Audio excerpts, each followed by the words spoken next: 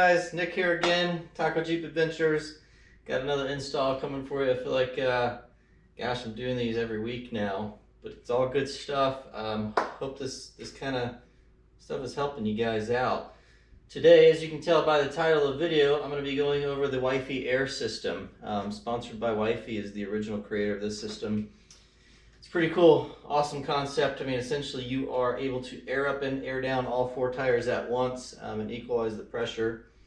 I've had a few setups, which I may go over briefly and just explain how I've evolved to this after multiple years of airing up and airing down, but nonetheless, awesome system. As you can see here, I'll get a closer shot for you guys. I've done some amazing artwork to kind of help display how this works. I've also got it laid out, and I'm gonna walk you through and point and kind of explain everything so that you'll get a good visual going into this. Additionally, I've got the project needs over here, right? So everything you're gonna need to complete this, I'll go over, and I've got that all laid out here behind me. Some little miscellaneous detail to go over as well, which are some nuances to changes in the kit. So if you look at other videos, there's gonna be some things that have changed that I'm gonna call out. And then how I mount my ARB dual compressor is different than not necessarily what this kit's designed for, but in partnership with Rego Fabrication, the bracket that they utilize to mount the ARB compressor is different than the CBI one I have. So I'm going to go over that, kind of go over what I've come up with to mount the new air manifold and things like that. So hopefully this will be helpful for you guys. And then yeah, after going through that, I'm going to go through step by step. Truck is right here behind me, so I'm going to go through step by step on how the install is completed and try and be as detailed as possible for you guys. Hey guys, so quickly wanted to highlight why I've gone with this kit and explain from my experience. There's a lot of options out there. You can get the single compressors, you can get the dual compressors, there's the Viair system, there's Moreflate, there's other brands, there's a lot out there. I started with a single ARB. It was great. I had 285 size tires. It did pretty good. What I found, I lead an off-road group here in Tucson. We've got like 300 members, and you know, a lot of folks come out and not all of them have these kind of tools, right? And what I found is I would end up airing some of them up too, and you know, it gets a little risky when the single wasn't 100% duty cycle, as is the dual ARB. So that's one thing to think about. Are you just going to be airing up your vehicle? What size are your tires? If you are going to potentially grow in the future, get bigger tires, be airing up more than one vehicle, you probably want something with 100% duty cycle. And then if speed is a factor, you know, you got twice the compressor, so I can air up 35s in no time. And that's with standing there at each tire, you know, doing one by one, which I've done for over 2 years now, and it's I'm ready to be a little more lazy, and not only that, but be more efficient. There's other factors like, are you airing up in the rain? Is it freezing outside? You know, there's a lot of things. I won't go down a rabbit hole, just things that you kind of learn over time and start to consider, and I'm excited about this kit for a variety of reasons, not just being lazy. Had a Viair, great system. In fact, I'd almost steer you towards Viair over the single compressor for the simple fact of my wife ran that one for a little while when I was running the single, and I feel like, yeah, we ended up being done at pretty much the same time. She might have even beat me with the Viair. And the Viair is nice because you can put it on there and then it kind of locks in place and you can walk away from it. Whereas, you know, I just had the handheld that I'd have to kind of sit there and monitor. So yeah, that's another thing. Viair is I think for the price point, a really good option. But yeah, in short, this one, it's a dual compressor. I've been running this one for a little while, and I'm just ready to have a more efficient setup for myself, have a backup solution in case something goes wrong with this. Haven't read or seen anything like that with this kit, but yeah, be able to air up mine very efficiently, help out others. Again, if there's certain weather conditions going on that day, or just simply putting it on and being able to go talk to others while it's airing down or airing up, for whatever that time may be, is yet to be determined. But those are some things to consider when you're considering your air system. And here's my beautiful artwork. Hopefully this is clear on the screen. Just kind of to orient you here, this is the rear of my truck, right? So rear, this is going to the front.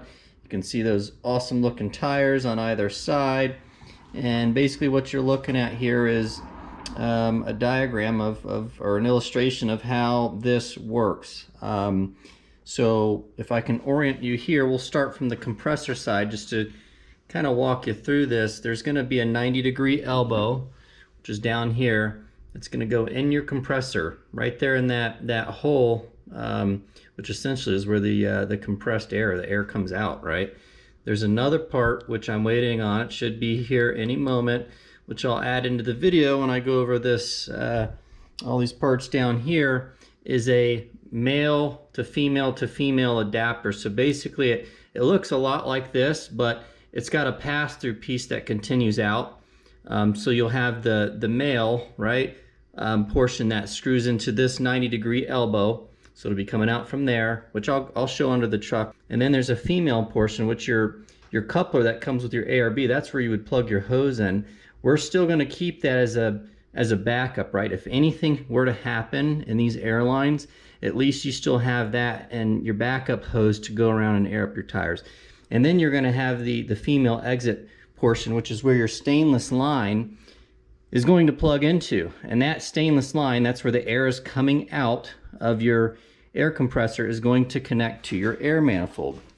So as you can see here in this diagram, here's the stainless line, right? The air is coming out of the air compressor and it's going into your air manifold. So here you're going to have this little lever style attachment going into the new manifold, right? So you can see the stainless line goes into that, right? And as it goes into here, you've got your air gauge, right? So you'll know what the PSI is in your collective system.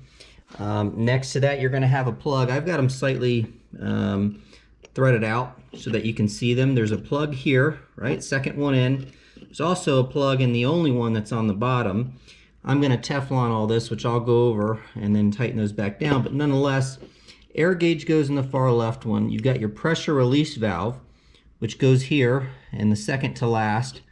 And then you've got your, I'm trying to remember the proper term for this. This is essentially going to allow you to release air from all four tires at once, right? So this sliding valve or something rather, as you slide this up, it's basically going to release air pressure out of here. You pull it down, it stops, right? Something quick to note on this pressure release valve, in the videos you're going to find online, whether you're ordering this through Rego or sponsored by Wifey, if you're watching any of those videos, it's going to describe a few different springs coming with it. And then they're going to describe the red spring is the one you want. I open this, the red spring's in there. There's no other springs that come with the kit. Maybe they've made a change to that at some point, but nonetheless, in short, all of this is designed to be able to go up to a certain PSI, right? So this system, I think, the hose, I want to say was like mentioned on there like 150 PSI. So the spring that's in here is going to release air if it ever, for whatever reason, built enough pressure. It's going to release air before it ever gets anywhere to the capacity of this system holding pressure, right? So safety feature, I suppose. And then the spring's also going to allow you to air up, more than enough that you're ever going to need for your tires. So just wanted to explain kind of why they had different springs in their kits. They allow certain pressure here, and that's how this is designed to work. So we've gone through the air manifold. As you can see, this part here, there's going to be 9 of these. You're only going to use one of them here off the end of your air manifold. The others are going to go to the locking chucks, which you're going to connect to basically what it looks like a valve stem, which is going to be attached to the frame, right? So you're going to have a hose going from this to the valve stem on your tire. Going to go over that. Continuing here, you can see our air line is going to come off of this air manifold. So they plug into the end of this, right? So if you shove that down in there, it's going to be locked in place. It's not going to come back out. you would have to press this in, which I'm trying to show with one hand here. See how that presses in? Then it would allow it to come back off. So it locks that hose in place. So the initial line is going to exit here, right? It's going to exit here, and you're going to see these little guys are my splitters. There's 3 of those. 1, 2, 3. So the thought here, and you're going to see this is done a little differently, I think, on the install videos. I did run this by the guy who runs and created Sponsored by Wifey. He green-lighted, basically approved that this will work. And it just makes more sense in my mind. I think it's a cleaner, I don't know, more efficient, easy way to run it. Nonetheless, line goes from here to here, right? And then you're going to have 2 coming off of this splitter. And the way I'm looking at it is if you put a line down here, I'm considering this one half of the vehicle, this the other half, right? That's the rear, here's the front. So you're going to split it into these 2, right? So you're going to have hose coming from here to here and one from here to here, right? And then I'm going to split these down, right? If we're looking at the passenger side of the truck, this one I'm going to run here to the passenger front tire. Then I'm going to extend this other splitter to the passenger rear. I'm going to do the same here, right? Driver front, and then this side of the splitter, driver rear. And I just think that's an even way. I mean, I'm sure either way you run it, it's going to equalize it, but I think this is an efficient way to do that. So as you can see here, as I just pointed in the parts, hose comes off to your first splitter. Splitter's going to split off to the other 2 splitters. And why I've got these 3 boxes here are basically, you know, different mounting points for an air compressor. You're typically going to find for this kit to be over, like, behind the battery, kind of over the fuse box area. There's also one, like, I think Running for Taco works with a company or what have you, that you can mount it in front of the, or behind the grill, in front of the radiator. And then you've got where I'm running mine, which I'll show you, is behind the air intake in that open spot where a lot of people run a dual battery.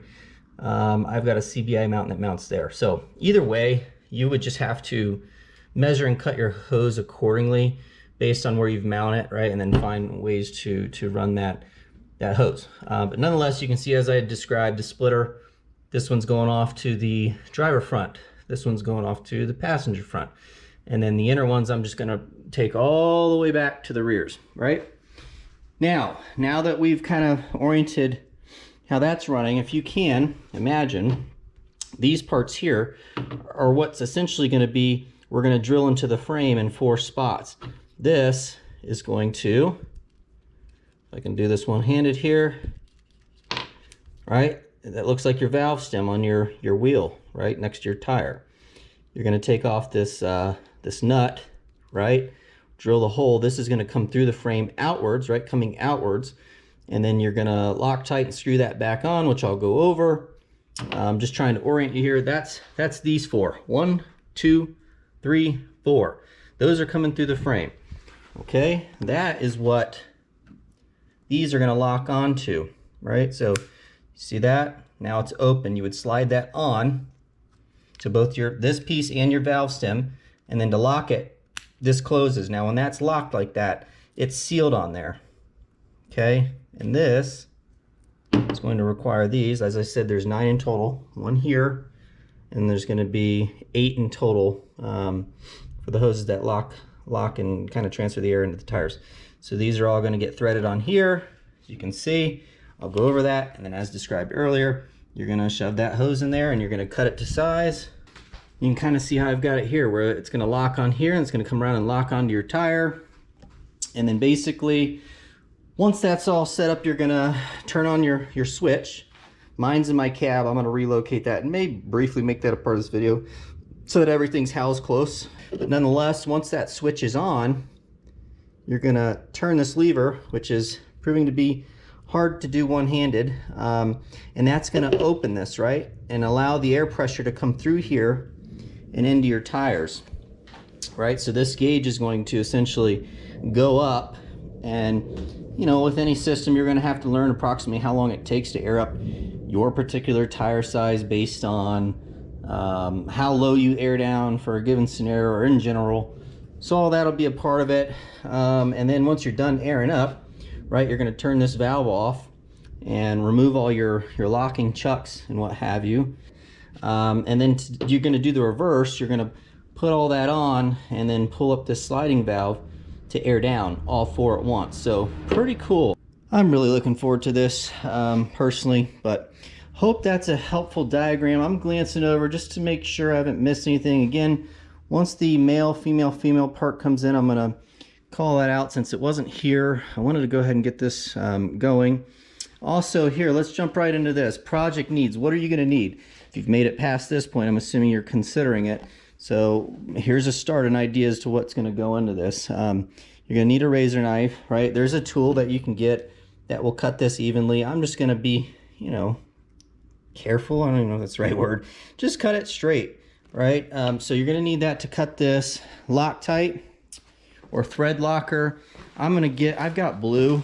It actually would probably be beneficial to go red. I don't plan on taking these off, so I've got that. But I'm, like I said, gonna get some red.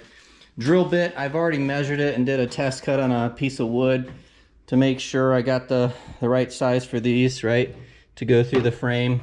5/16 is what you're gonna need. Teflon tape, a lot of people have that laying around the house. I ended up, I forget which project I did.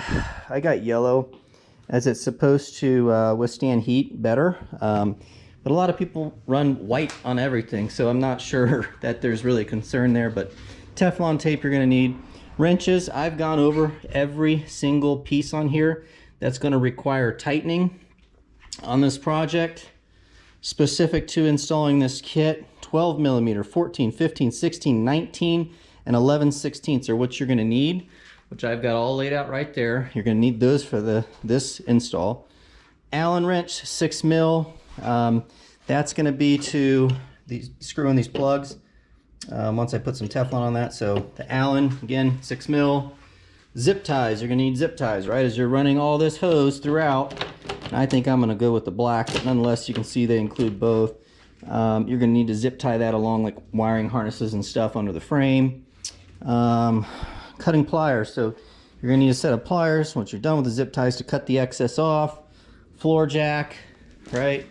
I don't see how, I'm gonna have to remove the tires. There's not enough clearance to do that, so yeah. Floor jack, jack stands are definitely probably going to be a must for this. In order just to drill, I think you could probably get away with doing the rest, but drilling you're going to need some room. Oh yeah, I did say drill up top next to bit. So I've got an electric Milwaukee. For longer drilling needs, recommend this. It's going to be more powerful and it's not going to die on you. So probably want this. I will see how these bits work for me, or this bit I should say. I mean, I'll work up from a smaller one, but these are probably due for replacing. They're getting pretty toasted. Yeah, so also I'm gonna make divots with this tool, right? So as I push that in, it's gonna basically punch a little hole so that I can start my pilot. And I've got a, I don't know, bronze colored Sharpie so that I can see, right? I'm gonna use that and I'll show you where to mark it, but just something visual to tap and then start drilling. Yeah, I think I've called everything out. Oh, it's not on the board.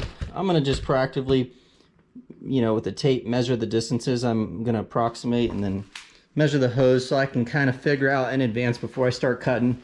Do I have enough to just run black? If not, where do I want the blue? I don't really want it exposed like under the hood or along the truck anywhere. So anyways, long-winded intro there. Hopefully that's helpful.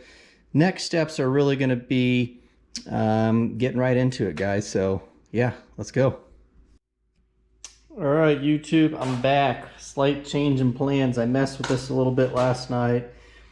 I'm gonna run to the hardware store and try and come up the brackets I had got or had that I thought I could. They were like little L brackets. I couldn't get them to work right, and I didn't like the way it was gonna look anyways, even if I did force it. So I'm gonna go get some new brackets. But nonetheless, here's the piece I was referring to that finally came in. This is an ARB part, which will come with their hose kit, which has the male, female, female. It's a three-way piece here, 1/4 inch. So nonetheless, here's what I've changed, right? So I gave this a lot of thought. This is essentially how the ARB sits in my truck, right? So it's gonna be right here behind the intake. So this is going to be towards the rear of the truck. This is going to be toward the front. This is where a bolt goes through here to mount it to the fender, right? And then down here there's two, and one here that secures it downward. Started thinking about this. The way I had this when I had walked you guys to it originally, you have to ignore the gauges flipped around, but you can see this is how I had the parts laid out, right? And there's the plug in the middle, the one on the bottom, the sliding valve, pressure release, here's the gauge. And I had the hose going this way and the stainless going that way, right? Which essentially would have had the air hose going towards the engine and the stainless towards the fender. I decided to rotate that gauge a little bit, flip this around so that when this is mounted here, I can have this stainless piece going towards the engine around to the top of the ARB here, and then take the air line and come this way along the fender, which I think will be cleaner. It'll be tucked better. I can tap right into the harness and zip tie it, go down along the body for, you know, when I have to go to either tire. So it made more sense. So same concept, right? Refer to what I walked you through, but depending, again, my air compressor, right? There's probably 3 common spots it's gonna be. Mine's gonna be here. It's gonna be in the, well, this is the front, but mine is going to be on the passenger side behind the intake. So it makes more sense to reverse that and run the lines around through here and then down. So depending on where you put it, you'll just have to figure out this orientation, what works best to run it which way. But anyways, wanted to call that out. That is a change. So again, everything's just reversed. This is basically how this is gonna sit, right? This is gonna be here. I need to make an L bracket for it or some sort of bracket to mount it here. This is gonna be here. Stainless line is gonna go from here to this NPT 3-way piece here. This elbow is gonna go down into the ARB there. And then the coupler, this piece, right, which you can put your ARB hose kit line into, is gonna be here. And I'll have to position that probably about like so that if I ever do have an emergency and need to use this, and for those of you who may be wondering what I'm talking about, if for whatever reason any of these lines are leaking, essentially this comes before the valve here, right? So air's coming out. So if you keep this shut but then plumb into this, and it is on, there's pressure in this line, right? So when you plug in your hose to this, you can still run direct from this to the coupler to your external ARB hose, right? And still air up all your valve stems to your tires. So it's a good piece of insurance to still keep that. Not that there are gonna be any leaks with this hose. I mean, this is a pretty solid setup. But just wanted to kind of frame that because I spent a lot of time drawing this and walking you guys through it. I think that's an important change for how I'm going to run it. And if any of you are watching this, you're probably gonna watch the whole video and see the change that I made prior to starting this install, I hope. So I think that's gonna be a cleaner way to run it. Again, wanted to call that out. Now I'm gonna start getting prepped for install. All right, guys, 2 days of making custom brackets and trying to figure out how this works. And honestly, the solution was crazy simple. And I'm so excited right now because I rarely get lucky. Wow, that didn't come out right. Things like this don't typically happen easy for me. This switch, this bracket for the ARB switch that I got off of Amazon just so happened to fit perfectly, like the holes that were already in this bracket, and maybe that's because it's for the ARB, I don't know, but they lined up perfectly with the ARB holes. So this is on this, you know, this is the CBI bracket, which already has holes in it for kind of where those factory bolts run through into the ARB to secure it. But this fits perfect, and I'm telling you, I have been trying anything and everything that doesn't interfere with the air box. At most, this might come close to where the factory horn is, but I can work with that and I'll confirm that. But that's on there. And here's what I came up with. So this is a 5/8 kind of like conduit, like this, right? You see this here? So I got a 5/8 here and put that on this side, and then I put the 1/2 inch here. So what I'm gonna do is basically run this through here, and you'll see here it'll click into place. So now that's in there, right? Like it won't come out. In order to remove that, I'd have to press this in and pull the hose out. But as you can see, that's how it's gonna run, right? And then this will be along the inside of the fender and then the firewall. So I'm going to run this hose around to get to the driver's side, as well as down along the frame on the passenger side. So, and then I just put a little zip tie here. I have a hole there from the previous configuration I'd kind of customized. So for now I've got a little zip tie, but this thing is not moving at all. So when I'm outside the truck, reaching over the fender, I'll be able to kick it on, kick it off, right? When I'm done airing up, and then airing down right here, right? So pretty awesome. I'm gonna go ahead and start getting this. Oh, duh, some other very important things to show. Here's that elbow, right? And that fitting that I've been waiting on, the ARB part. So you have to put this elbow in first. You're gonna kind of, this, which I don't know, maybe I could have taken this off before screwing that elbow on and then put this over it, because it did definitely get into it a little bit. So I put the elbow on first, then I put this fitting on. And then what you're gonna wanna do is, as you're tightening the stainless line into it, I had to hold this still, because when you get to a certain point, it's gonna wanna move this, right? So this is the non-swivel end of the stainless line that comes with this kit. You can see the sticker here is kind of falling apart. This sticker said swivel side or something of the effect. And so you're gonna have a nut like this, but on this side swivels, so it allows you to tighten it while this is fixed. Whereas when you spin this one, the whole thing's gonna spin. So you're gonna need to do this side first, right? Because this whole line is gonna be twisting as you're tightening this. So I did that first. Then I tightened the swivel side by holding this piece still, right, which I screwed into the air manifold. Hold this still, I think that was a 19, and then tighten the swivel side into it, right? And then I was able to run the conduit around it, remove this bolt, and then put it back in.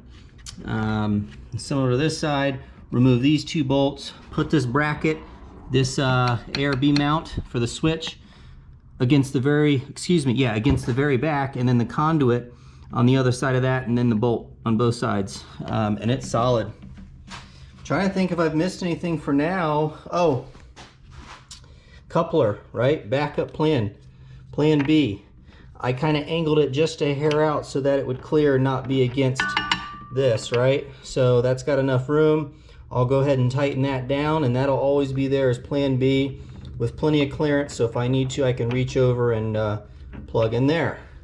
So I think to this point I've covered everything of importance. And yeah, as far as this stainless line, it's flexible and there's plenty of room. If you look, I've already pulled the switch back out from the cab, obviously. Plenty of room for that stainless line, so I'm thinking I'll see how it lays on here, and I'll probably end up just securing it, maybe with the extra piece of conduit I have. I don't know. I'll show you guys how I do that, but nonetheless, it's a pretty solid line. It's not going to be doing nothing too crazy. All right, YouTube, here we are. It is in. I'm really excited with how this turned out. It worked. It fits. It clears everything. There was definitely lots of finagling. I tried to make brackets. It was just not coming out all that great. And amazing that that little conduit on either side is the ticket, and that ARB switch mount worked. And not only that, you know, another thing you got to account for when you're doing this: can you still service your air box? Is the bracket that you're mounting all this going to interfere with you opening and closing it? Which was challenging. So I can still service my air filter, right, and clean it. Obviously I've still got to run the line, and then it's gonna basically go through here, and I'm gonna tuck it all nice and neat, run it down, right, to cover the passenger side of the vehicle, and then across to split off to the driver's side of the vehicle. So still have to do that yet. But yeah, I mean, essentially I'll be able to hook up to valve stem frame, front and rear, reach in, turn this switch on, and then turn this valve, and it'll air up all four at once. Shut it off, right?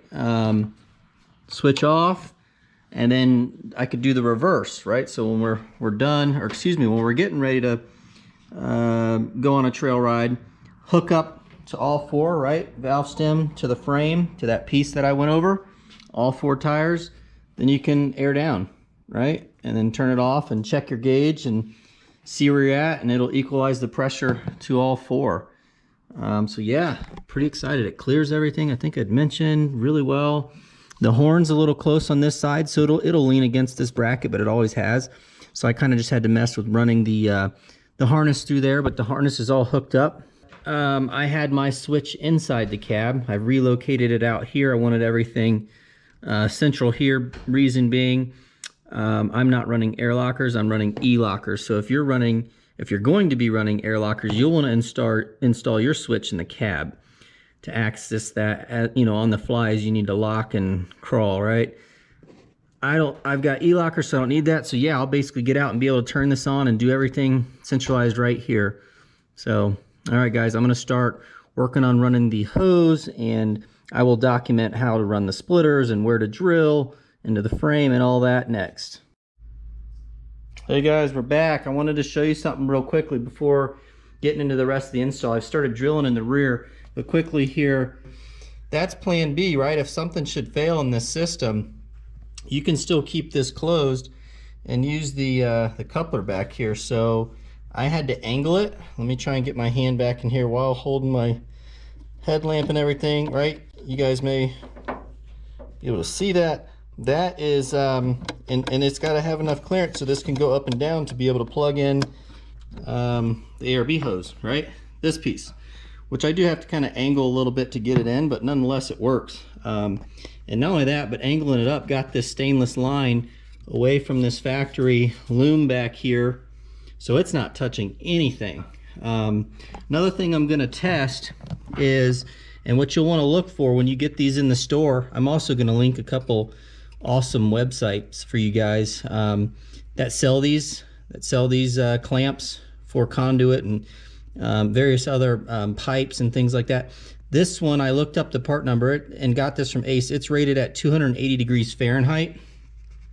So I'm going to test and make sure that this does not get to that. I doubt it does. I'm sure the head of this compressor will after running for close to 10 minutes, but I doubt that same type of temperature is going to make it this far. I am going to confirm that for you guys. Other than that, no concerns. It's not touching anything. It should be a pretty efficient setup. So just wanted to call that out. And then walking back here, you guys will note when you look up the example on YouTube, I think he drills somewhere in this area here. I decided to go, you can see I've got the bump stops here. You'll have factory ones if you don't have aftermarket ones there that hit this. Should your axle be completely compressed on this side. There's nothing behind this area, and the reason why I decided to go here in the center versus somewhere out here is I plan to eventually switch to long travel, which will require cutting factory shock location and moving it. So I don't want to put something here and then future state maybe have an issue, right? Plus there's nothing behind this, and it's kind of center over the tire. I mean, obviously you can see my stems over here right now, but I don't know. It's protected there. Nothing's gonna, potentially fling up in there and hit that or anything. I felt like that's a pretty good spot that has clearance. So what I did is took this tool here, right? And if you don't have one of these, they're really cheap to get, and they're really nice for making a little divot or dimple so that your drill bit doesn't try to walk on you. So I tapped that a few times, which here, I'll show you real quick. You see, just one little tap made that little dimple, right? So you do that a few times, makes that for you. And then I just started out kind of smaller bit, working my way up all the way to, well, I almost went to 5/16. I stopped with a quarter, and then I put this bit in just to play with it. Although I did end up going through the 5/16, so you probably could just run that through there. I didn't even try to put this bit up there. Yeah, so 5/16, and that's really the final setting. Let me see if I can get this back out while I'm on here. And what you'll note or see is the Schrader valve is going to go from the back and come through here, right? And that's a flush fit. That's pretty dang flush. And then I'm gonna leave that hanging for a second. I'm gonna get some, I'm gonna use red thread locker. I don't plan on taking these out. And then kind of put a little red thread locker around the threads here, and then thread this nut on there. And I'm going to do it, you know, hand tight, nothing too crazy. It doesn't look like, you know, this requires a whole lot. You don't want to strip it or mess anything up. And I don't have extras, so don't want to he-me on this one. But yeah, that's the next step. And then it comes with these nice little aluminum caps, which will protect that, right? So you don't get like mud and dirt and dust and all caked in there. So you just take these off. You can probably set them on your tire when you go to air up, and then put them on when you're done. Don't forget those. But nonetheless, yeah, there's the first one. I'm going to do the same on the other side and the rear, get these tightened, and then we'll move to the front, and then I'll show you guys how I'm going to run the airlines. Just to show you guys, here's the Schrader. This is the thread locker, the red one, so that's the one you want if you don't want things to ever come undone. It takes a 12 on the smaller nut portion and a 14 on the body. And you can see, just reach my hand around the rear. Looks like the GoPro's flashing. Hopefully that's not coming through on the screen. And you don't want to go over tight on these. You can definitely strip those out. I mean, it's solid. It's not going anywhere. It's in. There's the rear. Again, you can use your floor jack pretty much anywhere on your frame to lift up one side. I mean, not to the point where the tires are coming off the ground, but to give you enough space to get in there. One thing I didn't mention is I'm holding the shop back with one hand. I mean, having another pair of hands might be helpful. I was able to do it, and then running the drill electric, by the way. I would say use this over a battery powered if you have the opportunity to. All right, guys, real quick, just want to show you all four corners. So this is the, obviously the front. On the passenger side, you can see here, kind of where this guard is clipped in place. I've come over maybe 1.5 inches or so. You can see this bracket, but there's going to be a big clearing right there on the passenger front side. Especially if you're running the CBI bracket, I think is going to be the best spot. So you'll have to have a look, but that's where I went there. This was the rear I showed you guys. Right there where the bump stop kind of bracket surrounds the frame. You can see center just above that hole, perfectly cleared, coming around the back. On the other side, same thing. Front driver's side. So I did look down here. It was a little crowded. I didn't feel comfortable punching in there. Furthermore, the ARB is not on the side. So I think that's about where it's recommended on the videos you'll find online. So I ended up going there. That was the most clear space, and it should allow for a semi-easy routing of the airline. So there is the driver front side. I wanted you guys to be able to see where that is. It's roughly, all right, so cab side of the upper control arm, pretty much directly above that, right? So there you go. Now I'm going to start routing the airlines. I'm going to look this over for a moment, probably start to run them, and I'll show you if I decided to do that from front to back or back to front, and how I'm running the splitters and where I'm going to zip tie everything. So stay tuned. And once again, we're back. Figured I better hop back on here and give you guys an update. You might be wondering where I went. I'm a dad. I didn't say my jokes were all that great, guys. But nonetheless, we are almost done. You can see here, hopefully you can see where we came out. We went through the little conduit clamp or wire clamp, hose clamp, whatever you want to call it. There's a bunch of names for it. And around the CBI bracket, and then up here to the first splitter. The reason I ran the first splitter here is because I wanted to come down, and another thing worth noting, trying to think, yeah, no, I've already installed them. In the middle of the splitter, there's a hole, a tunnel that goes all the way through it. I put a little zip tie through that guy, and then a second one around the body just for like extra stability. But off of this bottom lead, I'm running down to, hopefully you can see this, the first splitter there. And I just took some 3/8 fuel line hose and wrapped that little metal piece that runs along the firewall there, zip tied it, and as you can see down here, I've got one of the leads coming off to the front tire. The other one I'm going to take down along the frame here and go to the rear. So I still have to do the rear yet, but you can hopefully see that on there with my headlamp going right there into that Schrader valve in the front passenger fender here. So again, off of that other one that's open is going to run to the back. And then coming back to that first splitter here, sorry for the camera movement, that top lead I ran all the way across, zip tied all the way across to the driver's side front. So I'm going to take you over there real quick and show you what I've done here. Kind of played with it for a little bit.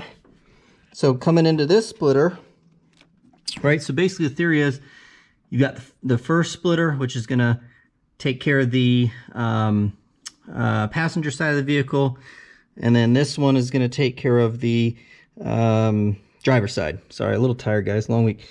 And so you can see, came across as I described into this splitter, and then off of this lead I've come down into, hopefully you can see down in there, that Schrader valve. I probably should have went a little longer, but when I feel across the hose there's no kinks or anything, so I probably should have allowed a little more slack, but I have a feeling I'm pretty tight on hose. We'll see. If I've got extra, I may end up doing it, redoing that piece. And to do that, you just press this in and pull the hose back out. But you'll feel it kind of pop when you put it into place. So, all right, so this one's going to run to the rear, and we're done. So I'm going to go ahead and run those two, show you guys kind of along the base where I zip tied everything, and then it'll be time to test. All right, guys, here we are. I am on the rear, obviously. Passenger side. Hopefully you can see that. There's the black line right there coming out of the Schrader, and I just follow this this line I've got here, factory, right, all the way down, and I kind of went around and zip tied it in a way that it would be on the back side of the heat shield, furthest from the exhaust. Although there's plenty of distance there, still wanted to keep that further back. So that goes all the way down to the front. I'm going to take you guys up there so you can see. All right, we're back under. So again, coming from the back, right, going along this silver line here that's insulated, continuing here, all the way forward. Hopefully you guys can see this. Turn up the light there a little bit. And then as I got closer to the exhaust here, let me scoot forward, you can see, right, again, keeping it away. These are where you're going to hold a lot of heat in your exhaust. So really, if anything, this is where you probably want to be most cautious, is around the cat. I've got it on the back side. You can kind of see it underneath there, the black line. And then from a former, had a few LS cars, and I had some of these boots that go around your spark plug wires, and so they'll insulate it or keep the heat from affecting it as much. So I slipped like, I don't know, 2 or 3 of those on down the line. I may end up zip tying right there. You can probably get these at your local auto parts stores, but nonetheless, they're just those boots for spark plug wires for LS related cars and others. But nonetheless, I run it right up right up to, and I'm going to take you back up to the top. I think I've already shown it, but hopefully you can see that Schrader up in there, and that's where we're running to, or excuse me, the splitter. So that's how I ran it, guys, on the passenger side. This one wasn't too bad. It was the driver's side that really will give you a lot of fun, and I'll show you how. One other thing to note is I started from the rear. I didn't want to come down through the engine. I figured I would end there, and I didn't cut the wire because I did not want to have any issues with that, and you know, because you don't have a lot of room for error there. So I started at the back. It was a lot to deal with. A second pair of hands would help kind of pull the excess out and away from the vehicle, so it's not getting all tangled, and you just kind of run it along. And then I had my wife up there kind of pull it up through the top, and then I zip tied everything in place how I wanted it from the rear. Another thing to note in the rear, or any of these, where they connect into the Schraders, you don't want, and I'll show you. So looking here from the top, you don't want a big kink. You want it to kind of naturally flow into the Schrader. And I'll show you on the the driver's side, I ended up using the excess hose and redoing that one going into the front Schrader, because it was too much of a bend and it was wanting to leak, and I'll go over that as well. But nonetheless, you can see where I come up right here into the splitter from the rear. So yeah, starting from the rear to the front, I think is the best route for this. And then here on the driver rear, you guys can see it there. Again, you want to give yourself enough slack to where there's not a significant bend in the hose. This was hard. This is where I spent most of the time, damn near on the whole job, but definitely on running the hose, because it's just tricky to run. There's not a lot of room. You've got your fuel tank in the way. You're gonna really have to play with this a bit to, you can kind of see the black hose there, I think. Yeah, right there, the shinier one. It'll look dusty like the rest here in no time. But I came up and over just following that harness, and it was really tricky to get up and through here. But nonetheless, you can get through it. You might try running a hanger or something up and over and then taping it and pulling it through, but it's just really tight through here. But once you get past that, again, having someone out here kind of helping feed the line out and away the excess, that way you don't, and you'll have less because you've already cut half of it on the other side, right? So it'll be a little easier in that regard, but you'll have some excess as you navigate towards the front. But running your zip ties all along this harness and then going up and over, and I'm going to show you from the outside without knocking my head here. I came right down through there, and I'm going to tuck that back in there a little bit more now that I'm looking at it, especially and in the harness as well. But you're kind of coming up and over the cab mount and then behind this little guard, and then you're coming up here, right? You can see where it kind of comes under all of this to the splitter. And then what I ended up adjusting from the former, which I think I've already showed you guys in the earlier portion of the videos, I'll have to look back, is this one that goes to the front Schrader. It was too short. Well, it was working, but it had too much of a kink that I wasn't comfortable with. So I ended up running like 24 inches here, and you can see I kind of run right through there and around back and come into it right there. And one other thing to note when you're doing this is, so I thought I had them all like pushed in, because when you push them in, you'll feel it kind of pop. And then obviously when you pull back, it's not coming out. When I first hooked up all my lines, they were pretty much all hissing. And I was like, what the heck is going on here? And I thought I pushed pretty hard, but I shoved a little bit harder, and they went a little further in every single one of them, and the hissing stopped. So if you are getting a hiss at any of your Schrader valves, you just want to try pushing a little harder, because it's probably not seated all the way. And that was the fix for that. I'm going to go over a couple more things here as we wrap up. Final thoughts. You know, I just thought you guys probably would like a demo of this, right? So I've hooked up the other 3 already, and I'm going to test before we do this. We were at 25 pounds. Tires are cold. When I aired up yesterday, I ended up stopping around 28, but the truck's been sitting overnight, so we're going to go with 25. To give you an idea, I've already pulled the caps off, so you're going to hook one up to the valve stem side and then one on the Schrader. And again, you're pulling this back, pushing it on the stem, and then locking it.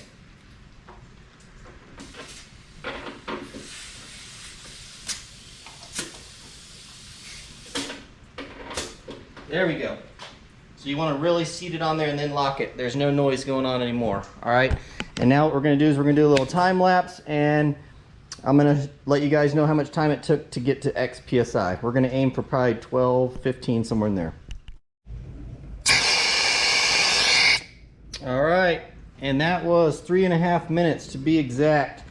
We are going to retest and see where we're at for air pressure, tire pressure here. Again, we were at 25. We are at exactly 13 pounds now. So 3.5 minutes, what is that? 12 pounds in all 5 tires we went down, which is pretty quick. I haven't spent a whole lot of time airing down with this yet. That's probably the 3rd time I've done it, 2 of which have been here in the garage just playing with it. Yeah, so 3.5 minutes. is pretty decent. I'm thinking if you're aired up closer to like 30-ish, whereas, you know, a lot of folks are running down. To get down to this, you're probably looking at more like 4 minutes. But nonetheless, that's pretty quick. I think, you know, future state, I don't know if you guys have seen them. Here's, excuse the mess, I got so much cleaning to do in here. This is one that broke off of a buddy's wheel when we were doing some rock crawling not too long ago. But nonetheless, these apex valves are incredible. You undo this and pull this up and it'll air down a tire, I mean, in seconds compared to minutes. So I'll probably eventually, when I pull these bead lock rings again at some point, I'll probably do it at that time. I've also got these guys, which, and I know that's not what this is about, I'm just giving you some honest feedback here. They may even be in my wife's, I think I gave them to my wife to put in her Jeep. They're little coyote valves, so you kind of screw them on, they're little deflators, you screw them on and pull this little pin, and you preset it to, you know, you got to adjust it to get it to the PSI you want. Those are still pretty convenient to toss on there and pull. Whereas, you know, with these, one thing I'm finding, you know, you've got a cap to undo here, a cap to undo there, right? I'm storing them there, and you got to do that on each wheel. It's a little more time consuming. So, not saying, you know, this isn't efficient for airing down. It really is, because now all 4 tires are exactly the same PSI. And it doesn't take all that long. I'm just calling out that, you know, compared to other methods, there could be some more efficient ways to do this. I'm gonna go ahead and hook this back up. You guys saw how I did that. I'm gonna start the truck and then we'll do the reverse. We'll air up. All right, guys, truck's fired up. You can see there we're still at 13 pounds. I'm gonna go ahead and open this up and we're gonna time it. I'm gonna do about 4.5 minutes. Oh, it would help if we turn the switch on. All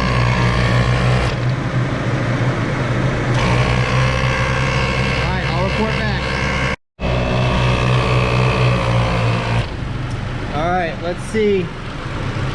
I'm gonna run it based on what I'm seeing here for another 30 seconds, which will put us at 5 minutes.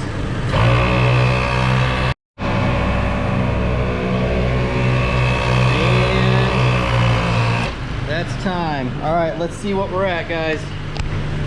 Remember, we were at 13 PSI and ran it for 5 minutes.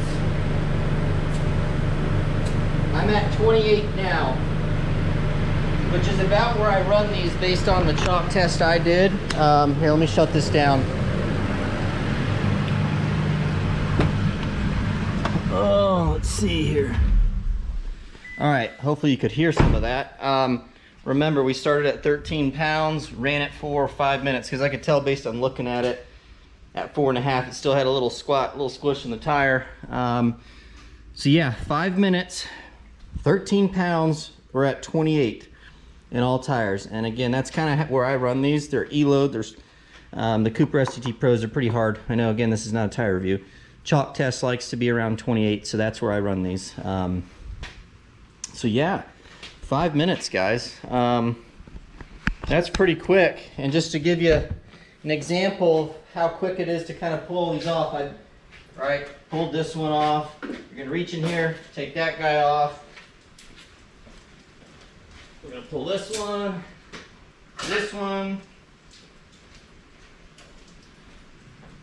two more.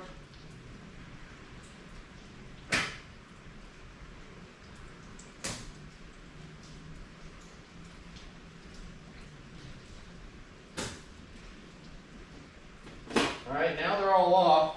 Of course, I would have to go around and screw the caps back on, but here's all 4. I'm gonna set down for a moment and show you guys. You want to release the remaining air in the system. Like this is, let's see, that's closed right now, right? Or here, there. Now we're good. All the air's out of the system, so you don't have a bunch of built up pressure in there. You probably saw the gauge. Hopefully it was in view of the screen. Flip down. So now there's no pressure in the lines remaining. I'm gonna go around and screw the caps on, and then there's a few more things I'm gonna go over with you guys. All right, guys, something I wanted to note, which I find to be important. Like, I'm holding my hand on this line right now, right? And that ran for 5 minutes straight. When I had put this on, I know that this gets hot, right? And I was like, man, that made me start to wonder what are these fittings rated at as far as the hose clamp or the conduit clamp. Again, a bunch of names for those. So I looked it up. There's a part number on here, which I have an extra right here.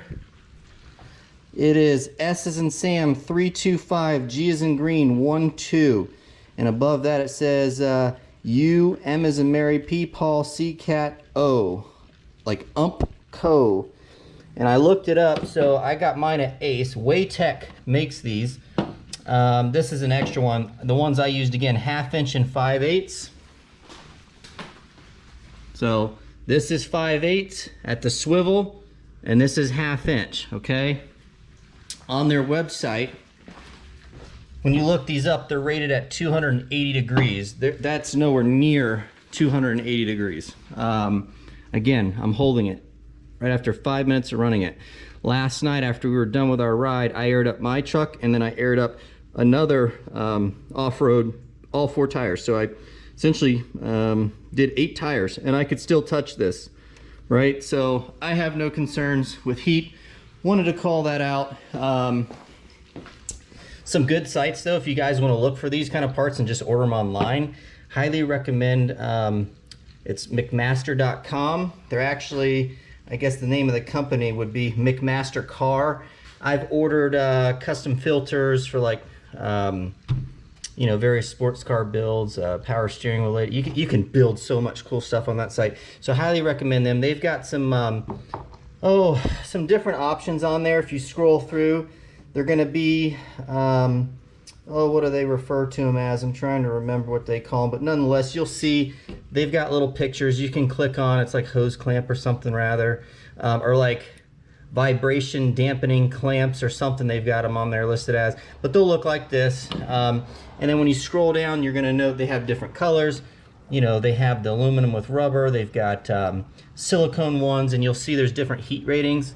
So all these seem to be around, I don't know, 270, 280, and then they've got silicone ones that are rated up to 400. So for whatever reason you think you need that, they're on there, and they're not expensive. anhosefitting.com, another great site to get that kind of stuff from. So just wanted to throw that out there for you guys. I ended up finding these. This is what I was referring to again. Not about this review's not about that, but these just screw on. You pull this pin out, and it airs down to preset setting. So we've got that covered. I had mentioned earlier, I just angled my coupler, which is here. You probably can't even see that, and I was able to plug into that last night. Pulled this hose off of the factory loom. We're all clear, all good.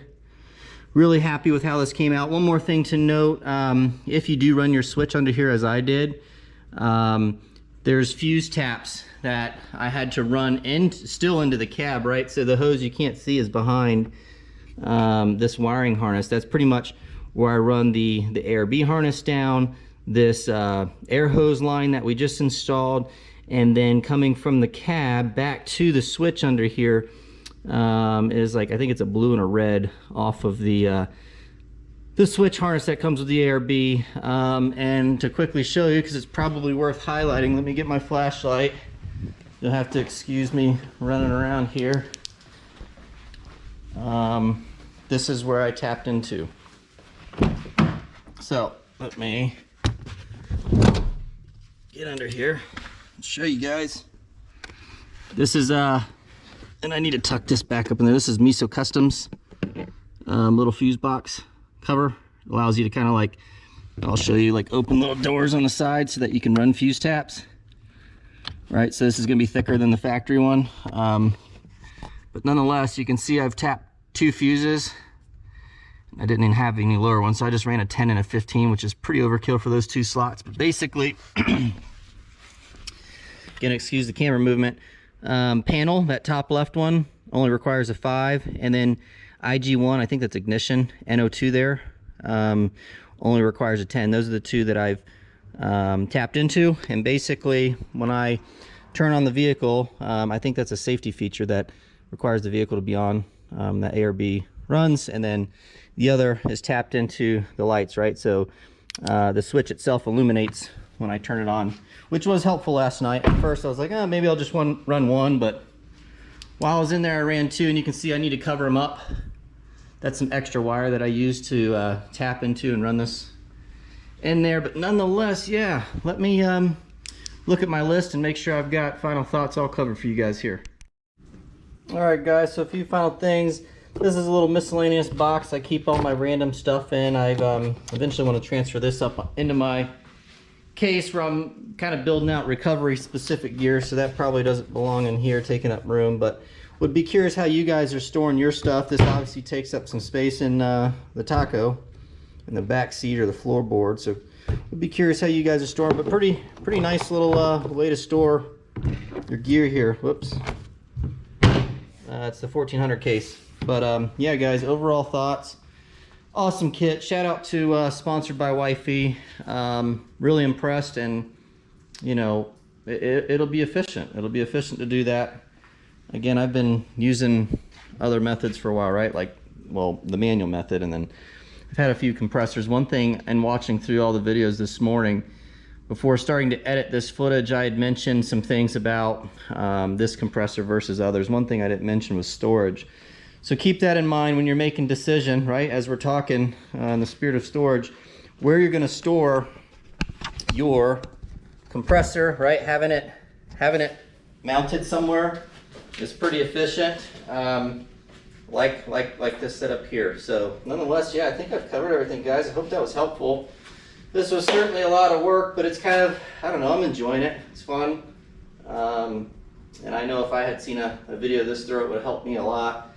As you know, many projects go, you kind of got to figure them out as you're going through it. There's a learning curve there, and you can always, you know, the first time you do something's going to take twice as long as the second time, and you know, you're going to gradually get faster and faster and more efficient. Someone asked me that last night, like, how long do I think this would take? Not drawing all this and, you know, making lists and making videos and all that's going to save you a lot of time, but just to like sit down, get all your parts laid out, tools, and do all this, you're looking at a full day, in my opinion, doing this the first time, especially if you're going to have to figure out how to mount. Like with the CBI bracket, that was a learning curve, right? Had I mounted this over the fuse box under the hood with the Rego setup, it probably would have shaved a lot of time because it's been done and it's documented and it's pretty straightforward, whereas this was not. But I still think, even with that, this is not a 2-3 hour job. You would carve out a day for this. And just to be safe, I would do it into the week, and if you got to work the next day, I don't know. I mean, at the end of the day, you can pull your compressor, you can do whatever you need to do to still get your vehicle on the road, but count for a full day, guys, doing this job. Another thing, I think I might have mentioned it, I forget. This is the blue hose. I didn't use this. The only reason I did use this is when my wife was not available at one point. I ran this down through the engine bay under the truck on the driver's side, where it kind of comes over the cab mount I explained, and behind that shield or that guard. And I take this to the black hose and I pulled it back through so that I could basically pull the hose to myself, since I can't clone myself, unfortunately. But nonetheless, there was enough black hose to do this whole job. So not only running front to rear, across, but also making all 4 of these, right? And what I did to do that, I guess I should probably show that as well, as the first one, I basically just took the hose itself, right? Because I had a long portion of it left, right? After running all the stuff under the body, and I just put it against that. And then I took the other side of the hose and I imagined, okay, at the furthest point from that, and I kind of just went down towards the tire, right? So beyond the wheel, and then I cut it there. And once I did that, oh, sorry to keep putting you right in front of my beautiful face here. I basically stood, or I had my wife hold this one, and then I just took the extra cord, right? And had her hold it tight, and I held this to this side, this to this side, held it with my thumb, got my spot, cut it.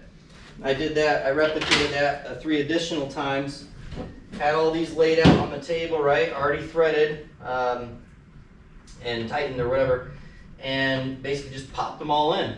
Anyways, enough rambling about that. If you want to do all black, you can do all black. If you want to make your air hose that you're airing up outside the vehicle in blue, foreseeably there is more than enough to do that in blue. If you want to see blue under your hood, I did not want to see random blue under my hood.